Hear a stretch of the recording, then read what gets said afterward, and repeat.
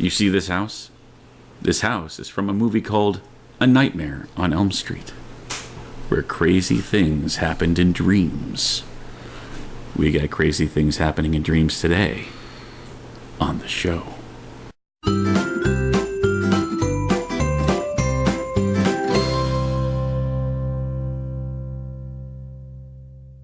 Week number 12. 2 weeks left, guys. Well, today. If you count today. If you count today. Yeah.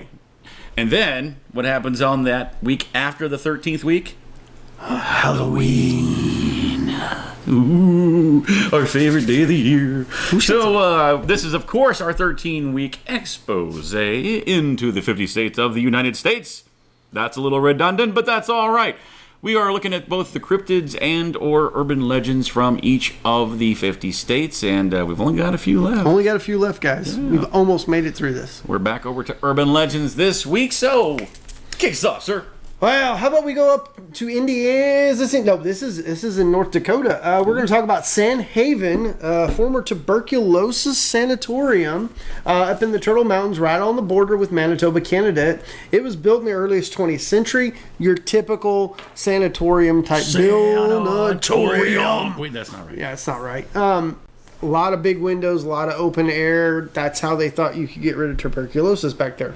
Tuberculosis, the consumption. I just like George Carlin's thing on that, where he's like, it gives people from New Jersey a new thing to mispronounce. Tuberculosis. Tuberculosis. But like right with all holy peace. Sorry. With all of those sanatoriums built at the turn of last century, it's haunted. I would have never guessed. Yeah, imagine that, right? I know. I mean, being urban legends and all. The crumbling, haunted majesty of Sand Haven is the ghost of a series of amazing photographs by Troy Larson. When exploring Sand Haven, we immediately felt heavy foreboding due to the atmosphere of the place, which harbored so much suffering, amplified by the extended period of abandonment and natural reclamation of the site. Yeah. Should I just do that through the whole episode? Why not? Yeah. Oh, okay. Basically, it goes on to tell how it is haunted, that it's got footsteps, it's got apparitions, it's got all of the good stuff that all of your sanatorium needs are met. And it was even featured... No, it was a backstory for a sanatorium featured in the American Horror Story last season. Oh, well. Well, there you go. How about that? How about that? Yeah. So, yeah, your typical haunted building, urban legend. Haunted. It's probably got kids that just go and spray paint graffiti everywhere in it. Probably. I bet there is genitalia and pentagrams all over that place. Susie slept here. Sure she did. Let's go to Nebraska. Nebraska? Yeah. What's in Nebraska other than corn? Not much. Corn? That's what's in Nebraska. Corn and soybeans. Much.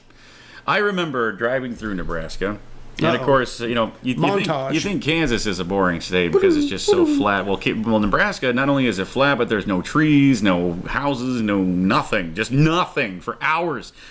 So going into Lincoln, Nebraska from, say, Kansas City area, and I remember you're on this long stretch of interstate, and all of a sudden you come to these street lights that hang out like this over the interstate. So you're like, oh, cool, I'm about to come into a town finally.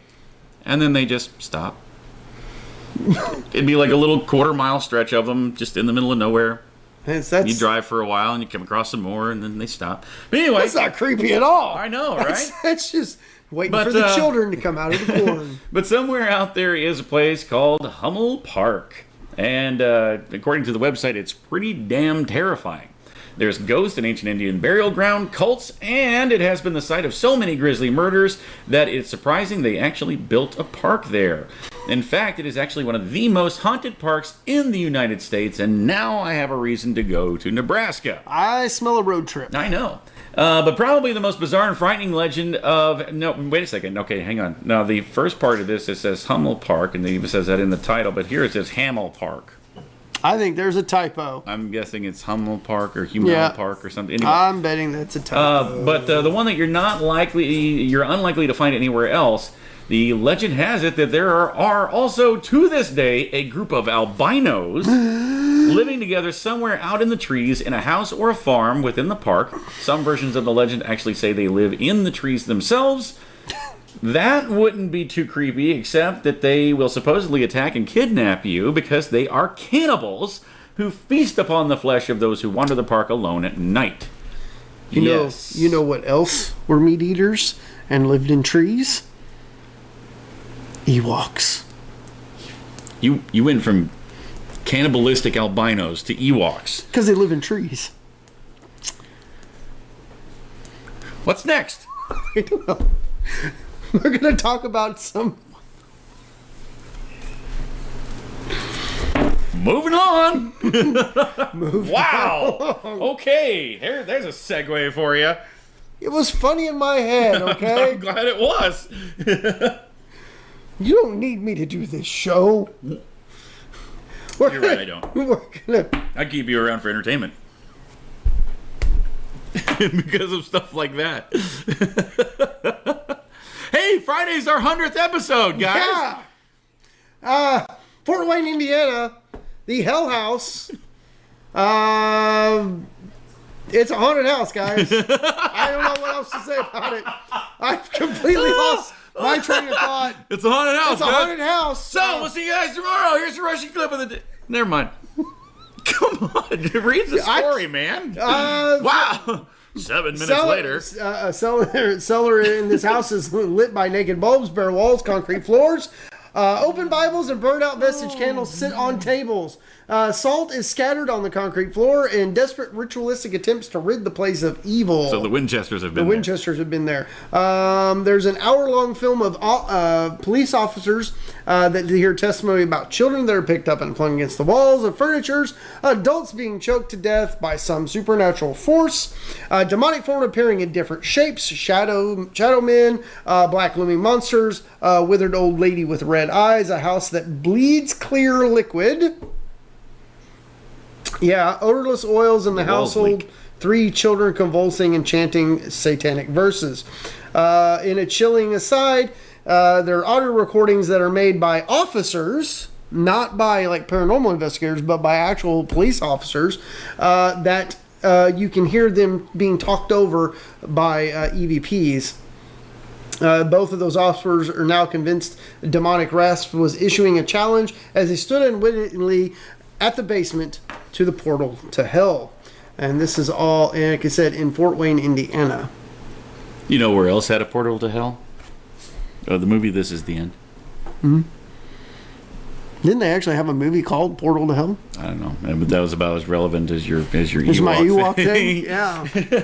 I'm going to take you guys over to North Carolina, where a dream has led to an execution. Let's see.